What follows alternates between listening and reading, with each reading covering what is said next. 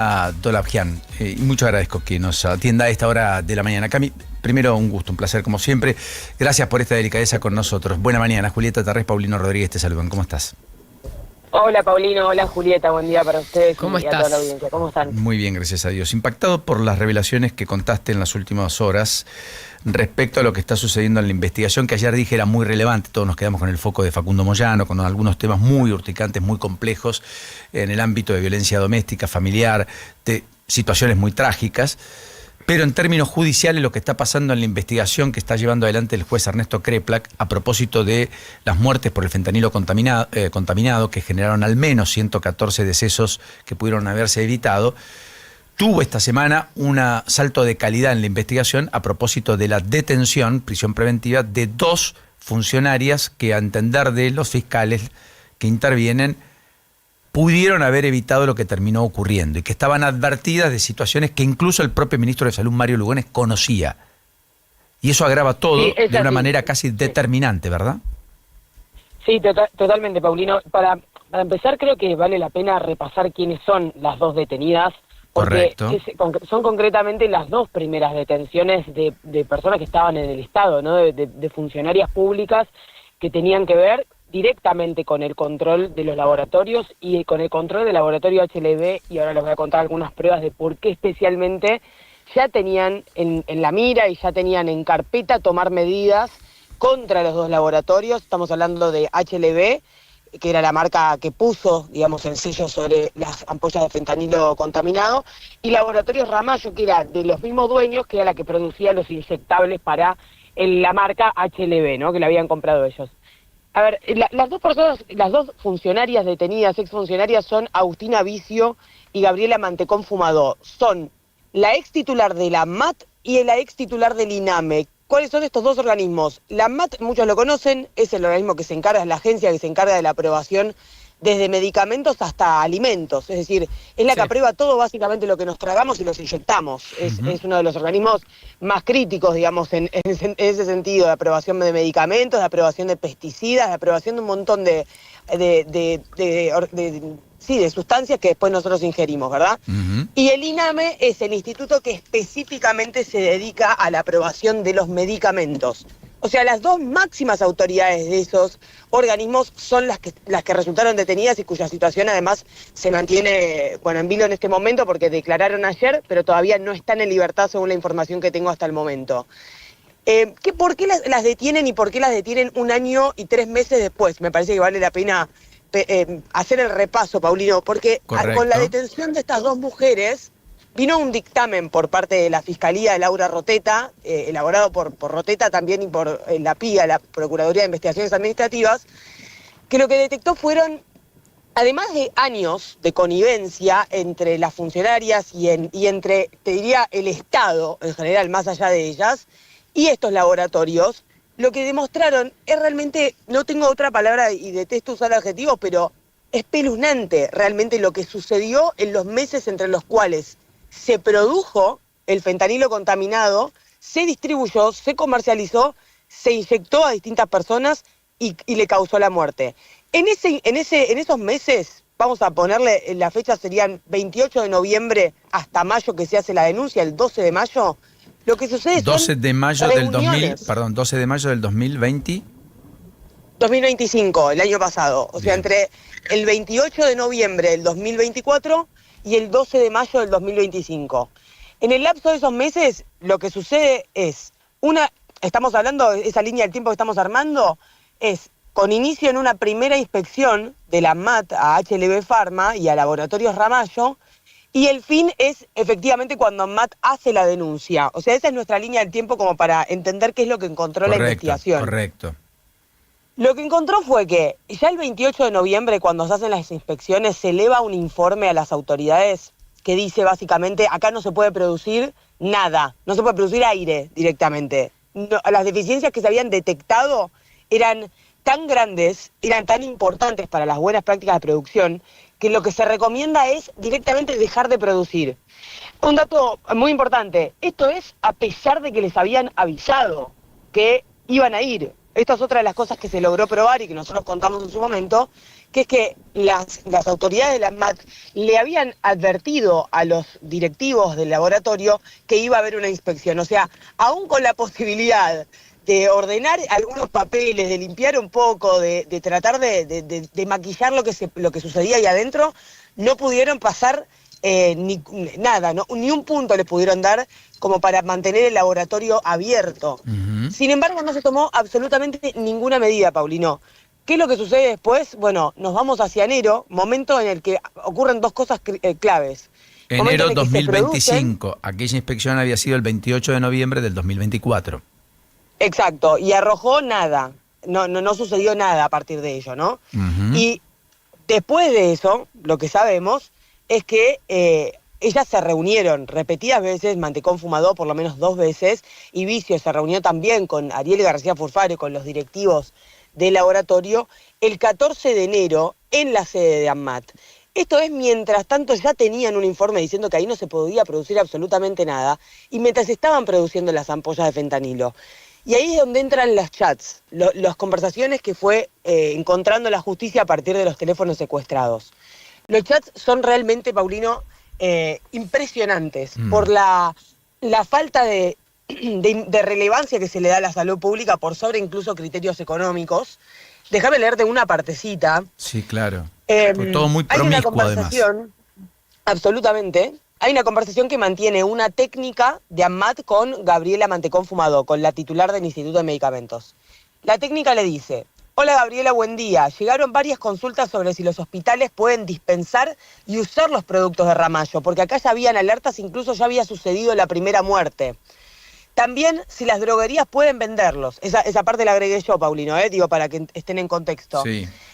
También si las droguerías pueden venderlos. Te reenvié los correos electrónicos porque tenemos que dar una respuesta.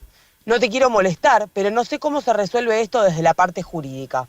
Y Gabriela, que ya sabía de todo lo que sucedía dentro de Ramallo y ya existían las primeras denuncias y reclamos por lo que estaba pasando con el fentanilo contaminado en los hospitales, le dice: déjame verlos, si tenemos identificados los lotes que no se pueden comercializar bien. Y la técnica, con criterio, le responde: serían todos los lotes de todos los productos elaborados por Ramallo para HLB, porque los procesos productivos no se realizaron bajo buenas prácticas de fabricación, como diciendo, ¿qué es lo que querés distinguir si ya sabemos que esto es así? Claro, correcto. Y Gabriela le responde, esto es realmente la peor parte, le dice: es un montón de guita que está en la calle. Es peligroso, le responde la técnica. Una persona que reporte un evento adverso o se muera es nuestra responsabilidad. No podemos demorar la respuesta. Ya venían demorando meses. Gabriela le contesta: sí lo sé, déjame ver los mails. Perdón, Gabriela es Mantecón Fumador. Exactamente, la titular del Instituto Nacional de Medicamentos. Con lo cual, el titular del Instituto Nacional de Medicamentos dice: tenemos un montón de plata en la calle, primando la caja, lo económico, lo financiero, por sobre la salud. Y la otra persona técnica más inferior, sin margen de, naturalmente, obturar esas ventas, le dice: no, pero pensá que nosotros vamos a ser responsables si hay muertes que se producen. Y ella dice: ok, déjamelo evaluar. ¿Te seguí bien? Sí, perfectamente. Y lo peor es que tardaron también, volvieron a tardar en tomar medidas. De hecho, la inhibición para la prohibición estaba ya a disposición de firma semanas antes de que realmente finalmente se publica. ¿Cuándo se publica? Se busca el recupero de los lotes. Mira, la denuncia, el momento en realidad donde sale toda la luz es en la denuncia del 12 de mayo, momento en el cual ya habían sucedido muertes. De hecho, ya habían reportado, por lo que sabemos ahora a partir de la causa, ya habían muerto 63 personas para el momento en el que piden el recupero y realizan la denuncia. Hacen todo junto al mismo tiempo. Y incluso una cosa, Paulino, que también pone la piel de gallina, porque este es el tratamiento que se le da de vuelta a las cosas que después nosotros nos metemos en el cuerpo, ¿no? Pero cuando incluso estaban por hacer la denuncia penal y esa parte estaba resuelta de que tenían que recurrir a la justicia, la denuncia se hace ante la Policía Federal de Argentina y eso deriva en la causa, lo que revelan los chats de los teléfonos secuestrados es que había una gran preocupación por, y cito textual, resolver la parte administrativa. O sea, de algún modo tratar de ordenar los papeles internos para que no sea eventualmente tan evidente la flagrante connivencia que había con los directivos. O sea, la complicidad que había sido definitivamente muy marcada en el gobierno del expresidente Alberto Fernández y que se prolongó de manera determinante en el gobierno del presidente Milei, a través de un Mario Lugones que estaba al tanto. Ese es otro punto muy importante, porque lo que sucedió esta semana también, además de la detención, fue que las indagaron, tanto a Vicio como a Mantecón Fumadó. Mantecón Fumadó dijo, que es la segunda vez que lo repite, porque lo dejó por escrito en otra oportunidad, que Mario Lugones, incluso antes de ser ministro de Salud formalmente, o sea, cuando era ministro de Salud en las sombras, correcto, era una especie de asesor, una especie de Santiago Caputo en la presidencia, pero en su caso en el Ministerio de Salud, estaba al tanto de todo. Dice Mantecón Fumado, todo esto será objeto de prueba, por supuesto, pero las funcionarias efectivamente lo involucraron al actual ministro, diciendo que él sabía quiénes eran estas personas, qué es lo que estaba pasando, cuáles eran las reuniones que se habían mantenido, porque además de esto, además de la reunión que les conté sobre enero, o sea, en paralelo a que se estaba produciendo y distribuyendo el lote los dos lotes contaminados de fentanilo, después, cuando ya suceden los primeros reportes, la respuesta de las funcionarias no es tomar acciones de inmediato. Lo que hacen es volver a reunirse, se vuelven a juntar con las autoridades del laboratorio. Y de hecho, en los chats se revela que una de las dos funcionarias, Vicio, había pedido que por favor se retiraran de a poco y con discreción para que nadie los vea dentro de ANMAT. ¿Qué precio tiene todo esto? Es la pregunta que para mí se sostiene en este momento, la más importante. ¿Todo esto lo hacían gratis, lo hacían para preservar la economía familiar de los García Furfaro o tenía un precio? A los efectos de la imputación que les están haciendo no importa tanto, Paulino, porque lo que le están imputando es incluso más grave y es la colaboración con la muerte a partir del envenenamiento público, prácticamente. Entonces no es necesario saber esto, pero yo creo que para la investigación, para lo que sepan la gente, es realmente importante, porque es este tipo de cuestiones que te demuestran que la corrupción mata. Una frase ya casi utilizada, pero nunca tan real como en este caso. Sabes que es extraordinario el axioma que utilizás, porque la corrupción mata fue un emblema de muchos de los que hoy dicen tener actitudes distintas, opuestas, diferentes, pero prácticas iguales. Esto es una cuestión que tiene que ser de primerísimo orden. Acá hubo funcionarias que estaban al tanto de una producción de medicamentos inyectables que no estaban a la altura de ser provistos a pacientes que estaban ya en estados delicados. El fentanilo se administra en esa situación y en esas circunstancias a los pacientes. Y incluso con la evidencia de varias docenas de muertos, ni siquiera frente a esa evidencia el Estado reaccionó para retirar todas esos lotes. Es como si una automotriz detecta que hay una falla en las cubiertas de un vehículo que vendió y en lugar de hacer un recall rápido para evitar que haya accidentes por fallas técnicas, deja todo traslucir, y cuando aparecieron 50, 100, 200 accidentes con el mismo vehículo porque las cubiertas se reventaron y por lo tanto murió gente, toma cartas en el asunto. Primando el costo que le implica ese recall, ese cambio de neumáticos, en desmedro de la salud de aquel al que le vendió un servicio. En salud mata. Y acá García Furfaro entró al ANMAT ya con una inspección que era dantesca para él. 2 meses después, la inspección fue en noviembre, entró en enero. No hay manera de entender una promiscuidad, una convivencia, una complicidad tamaña de otro modo. Después dirán, es el empresario del kirchnerismo, es el empresario que quiso hacer negocios con. Las muertes se produjeron